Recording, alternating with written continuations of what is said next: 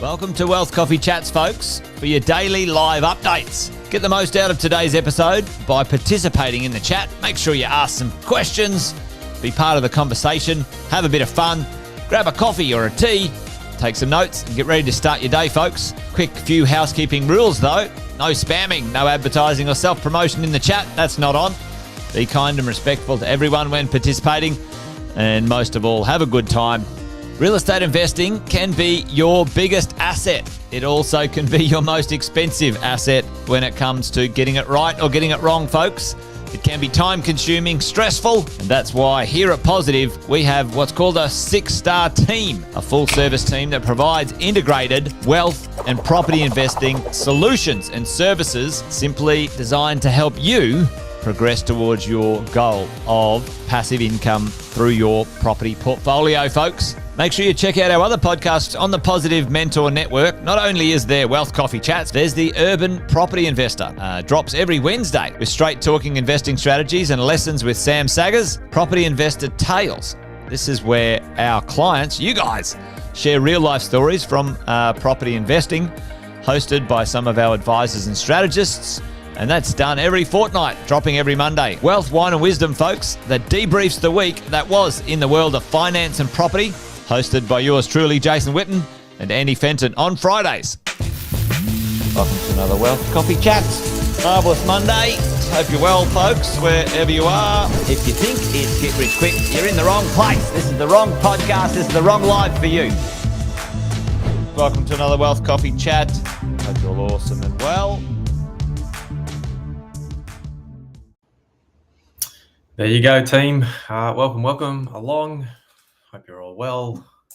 That intro always gets me, almost saying Marvellous Mondays, but it's Wednesday. For those tuning in today, Wealth Coffee Chats.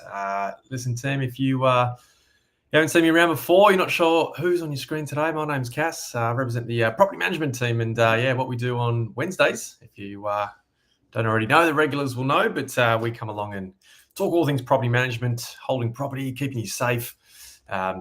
Talk through some stories, some case studies, some success a lot of the time. So good to see you guys here on another Wednesday. Kevin is here as always, mate. Good morning from me and good evening to you. Might have caught a few people out in the change daylight savings, so it's 8:10 my time, but you might be an hour ahead or so wherever you're tuning in from, which is catches us all off guard. I don't know why they just don't align it. It'd be nice and easy, wouldn't it? Morning, David. Morning, David. So what are we going to do today, team? What are we going to talk about? Well, I thought today we'd have a little bit of a chat around, what your tenant or what any tenant out there might want to see in your property, in your investment property, and then just have a bit of a conversation of not just what that might look like, but maybe how that might affect your rental return. For those that don't know, 13 years in the property management industry, over that period of time, you get to see various amounts of properties, right, in different locations. And whilst each marketplace might be slightly different, a lot of the foundations of property management and the things you need to know are very, very similar. Right. Of course, we've got some compliance and legislation differences, but for the most part, some of this stuff we're going to talk about today is quite similar. Because sometimes I've seen it, and I just did a little bit of a quick search this morning. I encourage you guys, jump on realestate.com a bit later today, maybe tonight when you get 5-10 minutes, and just punch in your suburb, right? Punch in your suburb of your investment property, and I guarantee you'll find, excuse me, some properties at the higher end, right? Excuse me, team, I better clear the throat. You'll find some properties there at market value, right? And you'll think, fantastic, that looks good, feels good, makes sense. And then you're going to find some properties there that are under market value. I was just looking today, a few suburbs around Brisbane, some popular house and land packages there around Park Ridge, Pallara, these sorts of suburbs. And certainly there's properties there for anywhere between $50 and $70 below what I would believe to be market value there. And when you have a look at how that property presents and what that property offers, one could argue that what we're going to talk about today might have an influence on that sort of stuff. So let's have a bit of a chat about that. So maybe you guys can help me kick this off in the chat, what your tenants want to see in your property, what you guys think. So if anyone's comfortable enough. Morning, Chris. Jeff, geez, no one's called me that, Jeff, for a long while. Morning to you, mate. But with that team, what do we think tenants want to see in rental properties? Punch it in the chat for me. Give me a couple ideas. One of the things that I think they want to see is a well-maintained property, right? Now, we've got minimum standards across the country pretty much. So there's some legislation, things in compliance, things in place that, and I think it's a great thing that us as landlords, investors, we produce property and present property in a way that, meets these minimum standards, because no one should have to live in something that's not appropriate. Jeff says, Spa View Bar. Yes, I agree, Jeff. I agree. Maybe that should be minimum standards, hey? I'm sure there's a few of that out there.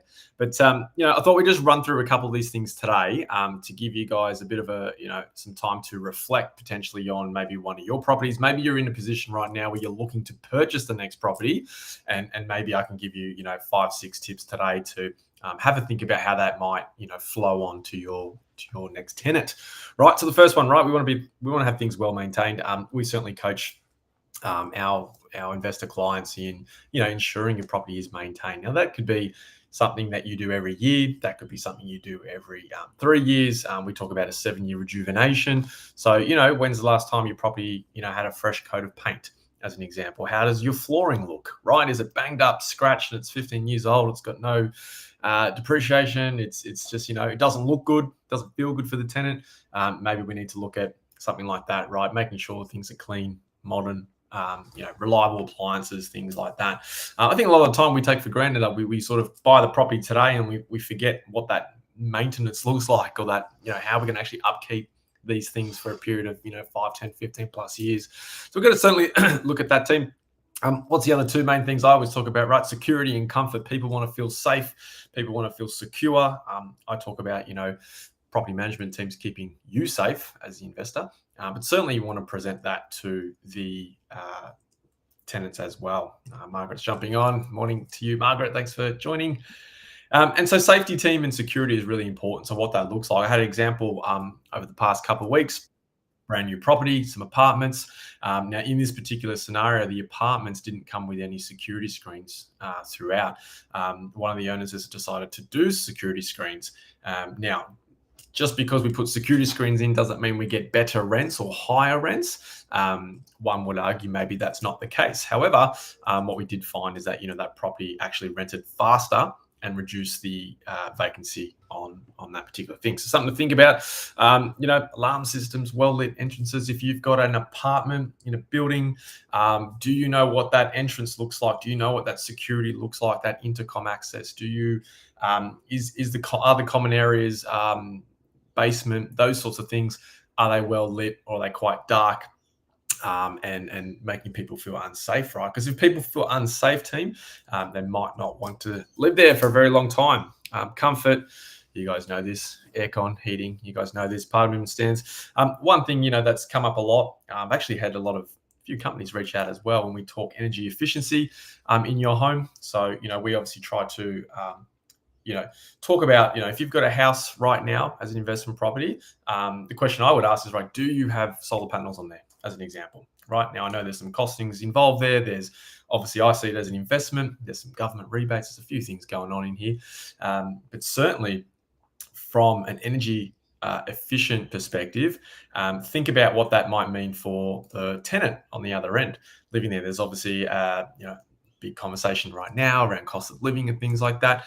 And again, if you were to invest $4,000, $5,000, $6,000, $7,000 in solar panels, whatever it's going to cost, what would the return on that be? Does that mean you could, one, charge more rent, or two, does it just mean you're going to rent the property faster? Yep, Tim's jumping on and says he's got it on too. So, for Tim, he might find that his vacancy period is minimized. He might find if he's in a position where he has to relet the property, that prospective tenants will take his property over the next one next door, so to speak, because it offers that energy efficient strategy, if you like. And that's going to help bring the cost down for the tenants potentially, right? So you got to look at that, lighting throughout. What type of lighting do we have? Are they energy efficient installations, like is the install of the lighting in the home energy efficient? If it is, fantastic. Like, your property manager can promote that as a unique feature to the home to attract tenants faster, right? So some of the things we're talking about, team, doesn't necessarily mean we're always going to be able to get higher rents. What it does mean, though, is that the likelihood you're giving yourself every possible chance to get your home rented faster. And that, in a way, is a strategy to actually maximize your revenue if you're able to minimize your vacancy. There's other things there around, internet connectivity, of course, but, functional floor plans. Have a think about this. I was having a conversation with a client yesterday, and he said, hey, listen, I've got this apartment. I'm thinking about doing this, this, and this. Now, he's got a 2-bedroom with an MPR, potentially maybe thinking about losing the MPR, right? And making the kitchen a lot bigger, walk-in pantry, like butler's pantry, all that sort of stuff. Now, it's quite possible for that to happen. Of course, there's some tradespeople that got to be involved in that. But what would that create? Now, I guess from a perspective of creating an open floor plan, open floor plans certainly create a lot more connection, right? A lot more connection, not just the floor, not just the space, but for the occupants, right? Your floor plan has to create some sort of connection for those living there, and then also an element of entertaining. I think Australians love to entertain. We love to have people over. We love to have the cheese and wine or the barbecue on the Saturday arvo, Sunday arvo. And I think if your floor plan or your home promotes that sort of living lifestyle, you're certainly going to be able to attract a quality tenant in that space who is probably willing to pay a little bit more for that type of home versus how homes were designed 2 decades ago, where things might be a bit more closed off, right? So just think about these things. Like I say, maybe you can't change what's in your current investment, but maybe you're in a position where you're looking at that next one. So have a think about that. Storage is another one. Can you do more than what you've currently got? Sometimes we just overlook these things, how deep the cupboard spaces are. Can we put cupboard spaces above us? If you have a lack of storage in your investment property, if approved via strata, like, can you look at over bonnet storage cages, down in the basement? There's certainly an option. Yeah, sometimes that is a really good investment. I've certainly had examples of where that has, promoted a faster leasing campaign than the rest. So there's some of the things, with there, Tim saying, yeah, you rewired one, replaced. Yeah, perfect, Tim. That's fantastic. Doing these sorts of things, and it might seem like a cost, but I guess the language I want to use today is that this is an investment, guys. It's an investment property. The things you're putting back into it revolves around that, 7-year rejuvenation conversation around paint and blinds and flooring and things like that. But also, sometimes these little touches can actually, promoting safety, comfort, energy efficient. These sorts of things are really, really helpful. So why do we talk about this? Why is this important, team? Well, it's all about minimizing vacancy. And I think if you minimize vacancy, ultimately you're going to increase your revenue. That's number one. And, number two, essentially, your tenant is likely to stay longer in that space. Now, excuse the dogs in the background, team. I think someone's at the door. So if that's coming through the speakers, I apologize. But, team, I think if your tenant loves where they live, obviously they're there for a reason. They're there because of the location and the infrastructure and all the reasons why you bought the investment property the first time. But it's certainly, if you, from the internal space, can create an environment where they're feeling safe, they feel comfortable, everything's reliable and working in the property, then things are going to probably entice them to stay a little bit longer than have to move and go through that process and renting another property where it doesn't present any of these sort of features and benefits. So when it works, team. So look at it as an investment, take a different perspective on it, because it certainly, in my experience doing this 13 years, it certainly creates a faster leasing campaign and will maximize your revenue in the long term that way anyway. Tenant stays longer, less wear and tear, less reletting costs for you as an investor anyway. So win-win in my books. Hopefully you guys think the same. If not, let me know. Maybe you guys got a different perspective on it than I do. But, look, most of the property I know we work with ticks a lot of the boxes in this space. But, hey, maybe you've got a property that's 10, 15 plus years old. Maybe you're thinking about, hey, how can I increase my rental return? Then maybe these are a couple points here we can start to have a look at. So Margaret's jumped in. She's got to place internal paint, long-term tenants. Yeah, fantastic, Margaret. I mean, that might be a good thing to get a quote on and start to have a look at these things. Keep the property fresh. If you're just maintaining it every couple of years versus don't touch it for 10 years, you'll actually find your investment is probably less anyway, if you're just doing little touches along the way. So good point to make there. All right, team. Well, look, that's me done and dusted today. Nice and short and sharp there. Just a bit of a little reminder what's happening in the world of property management. Maybe some of the comments and feedback we get from prospective tenants. Of course, any questions, always pop them in the chat, team, and we certainly always encourage and promote you guys to send in your questions, send in your topics, challenges that you guys might be having in the property management world, because I'm sure there's a fair bit of that out there, and always here to lend a hand and ear if needed, team. So emails just coming across your screen down below if needed. Now, in the meantime, team, that's going to be me done and dusted for today. Don't forget tomorrow, 8:10. I think Wealth Coffee Chats will be back, of course, as always, and we'll do it all again. So, team, thanks for participating. Thanks for coming along. Thanks for all the comments in the chat. Hope you guys have a lovely Wednesday, and we'll see you all tomorrow, 8:10 Queensland time. 8:10 Queensland time. Check your watches. All right. See you soon, team. Episode of Wealth Coffee Chat, folks. Make sure you like, subscribe, and turn on your notifications so you never miss a thing when we go live. Improve your portfolio and investing game, folks, with Wealth Coffee Chats live every morning at 8:10 each weekday. Make sure you join us. Previous episodes are also available wherever you get your podcasts, folks, as well as our other podcasts from the 6-Star team here at positivementor.com.au.